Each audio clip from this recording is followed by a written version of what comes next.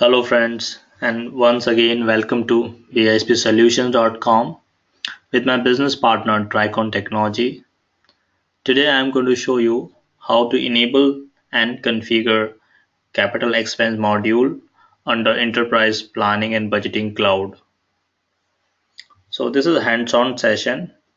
There are two parts of this video. In today's video I am going to show you basic configuration. In the next video we'll talk about advanced configuration of capital expense. It is done in three steps. Step first, I show you how to create application. Then I show you how to enable capital expense module. And finally, we configure capital expense. So as always, we start with login to your cloud instance.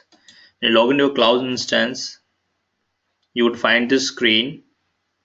And I'm going to create a completely new application. So I use planning and budgeting module. Start this. This is enterprise module. Click on enterprise and you can name your application. In this case, I'm going to define an application name EPBCS. Then this is a sample capex application. And then you define same as you did in the past or previous example for workforce and financial module. You define a start year of your application. So I select start year for 2016 and to 2025. I like to create this application for 10 years. The start month continue to be January. However, based on your project requirement, you can make it April for fiscal year or maybe some other month. And weekly distribution, I keep it as default as even distribution. I want this application to be multi-currency. Therefore, I use USD and multi-currency true. Keep the other option as default. There is one input queue where your planners are going to input number and one reporting queue. Go on next. This is the final window you see and you click on create. Now create will take some time. Behind the screen when you create this application, it creates a space queue with some predefined dimension structure. So capital expense module is basically a best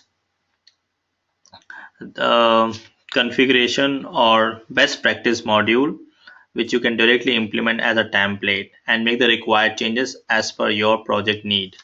It will take few seconds, we'll wait and then we continue to the next step. So well, as you see, your application got created successfully. The next step, I'm going to enable capex module. In order to do this, you go to application. Under this, go to configuration and enable your capex module. So there all the artifacts applicant type is enabled. You select capital and click on enable option, and what option you like to enable you can define. In this practice application I use new and existing asset, capital investment, so tangible asset, intangible, lease, named asset, for how many years of asset you like to maintain per year. So based on your requirement you can give. I give over here 10. And I also like to manage existing asset including asset movement of existing intangible asset, retirement, transfer and improvement. Please refer your design document or ask your functional user what options are applicable into your project. I use asset detail as asset detail and asset class. If you like to change the name you can rename it as well and modify or clear.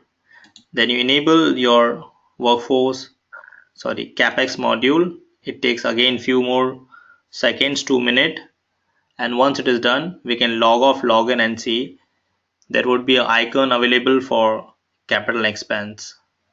Let's wait for this to be completed. Perfect. So as you see, your application for capital functionality got enabled. To see this into effect, you should log off and log in and you would see an icon would be available with capital. I log off and log in again.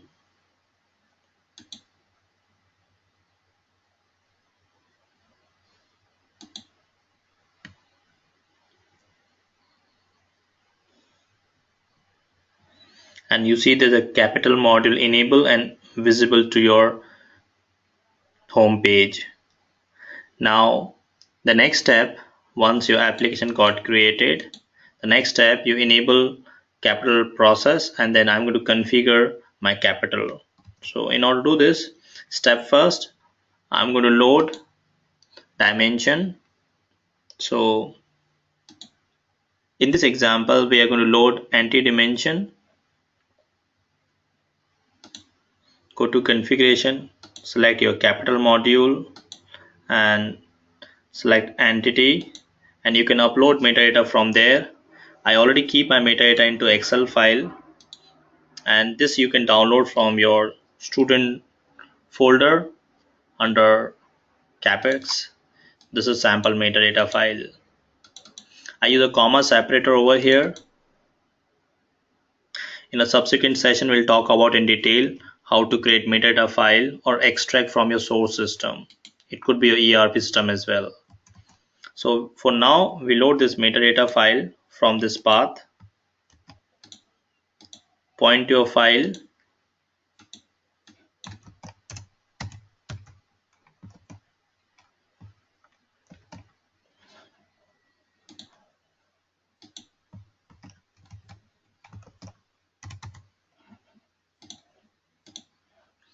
and you can validate and import. This creates a two job, validate and import. You can refresh your database right away or you can defer it. So I defer it, and first I look at my import status. You see the import got successful with green flag. In addition to this, you can also check a job has been created for validate and import. It is recommended to refresh your database once you modify the application structure, especially when you load metadata. So refresh your database, click on create and refresh your database. It takes few seconds to refresh your cube, or 2 minutes, depends upon the size of your cube.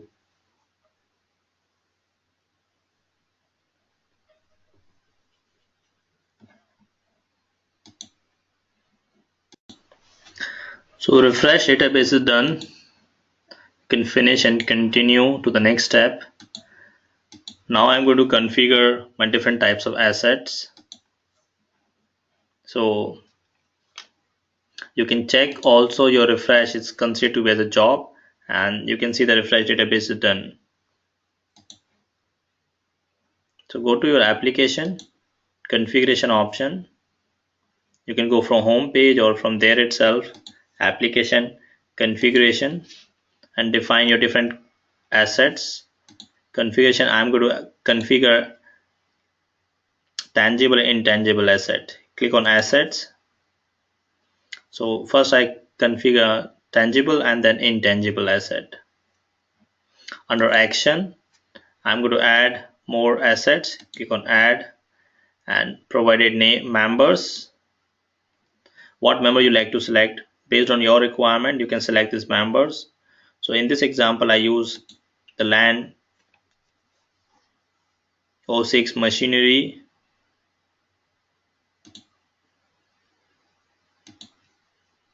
O6 building, machinery, equipment, furniture, office, vehicle,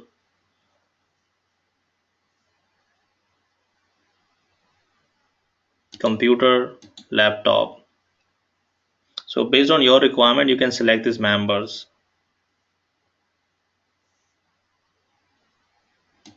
I uncheck this, I want only these members.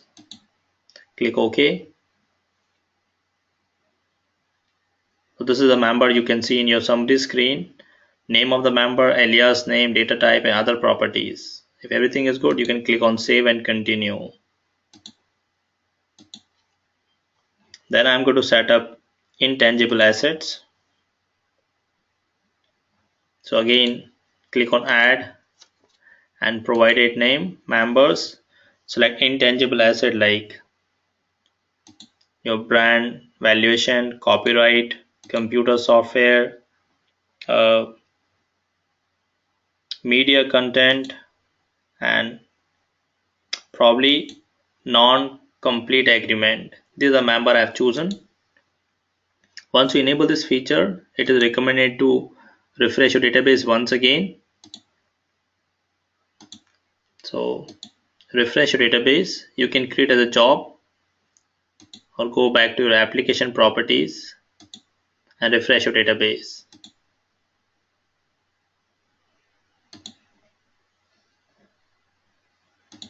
We'll wait for a few seconds, and once refresh is done, we'll continue. Your database refresh is done. Let's go on to the next step. Next, I'm going to configure my planning and budgeting module. So go back to your application setting, configuration, capital asset. This time I configure my planning and budgeting and planning and forecasting preparation. And you can define for plan and forecast both of them. So for planning, I start from January 2017, FY17 to 20, January to December. And for forecast, I'm going to do 2 year of forecasting from 16 from July for next fiscal year. Sorry, it is from June, so it will take next month as July. So many of time your HR more, your time period, your financial hierarchy from January to December. Sometime your financial modules from April to March. So your HR calendar is different, your financial calendar is different. So check with your design document business user what is your forecast and planning cycle. Click on save. I want monthly forecasting in this scenario, and monthly forecasting for my first 2 year, and quarterly, monthly planning for first 2 year, then for 20 FY19 quarterly, and for FY20 yearly. It means the more future period you go, the more summary planning you do. The near future you do more granular planning. Click on save, and the next step you go to set up user variables so that you cannot open a data form or invoke any calculation script unless you uh, set up your user variables. So this you can do it from home, tools, set up user variable, and check for what value you need to look at your application structure. So in this case I assume my application default currency USD. The entity I use as US sales US. If you're not sure, you can cross check from this hierarchy and check the member sales US exist or not. Sales US exist. I select this. Reporting currency, it could be same as base currency. I can define reporting currency USD, and scenario I use plan scenario. So you can select member from here. Alternatively, you can type it directly. OEP plan, and working version also I'm going to use OEP working version.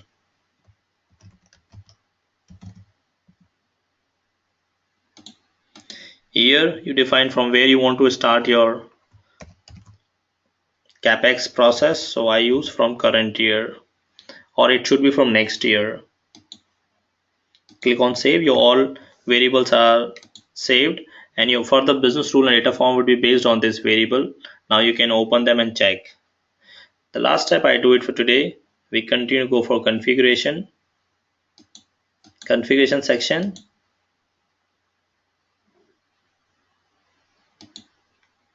and set up my different asset class. Configuration, tangible and intangible asset. So I define first assets as setup. One sec.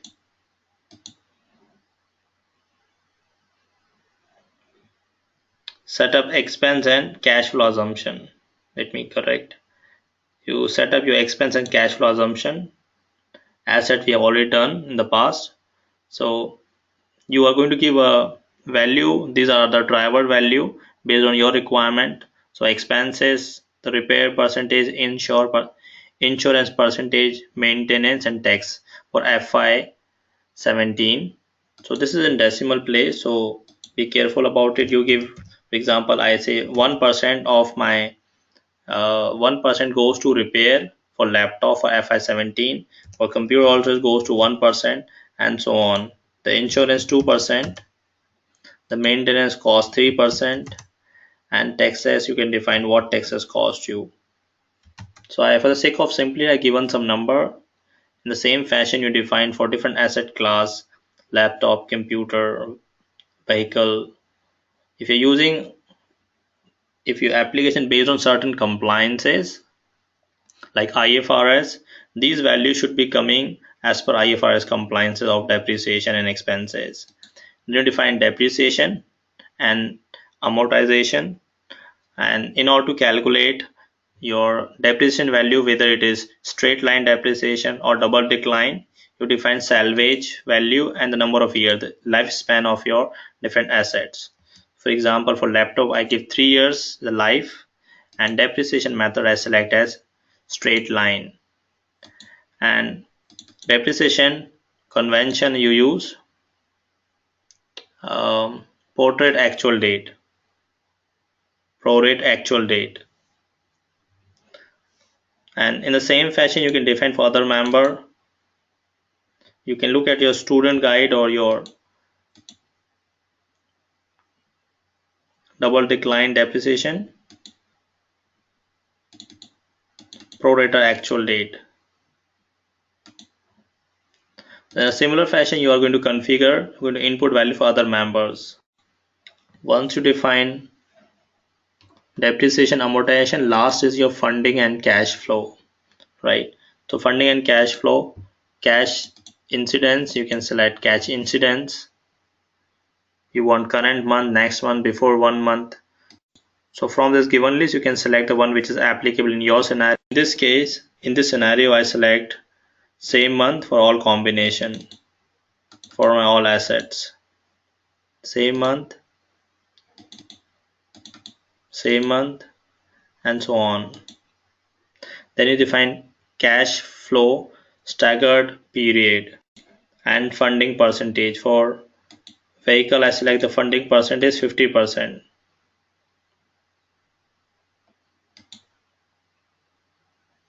Sorry, funding percent and funding instance.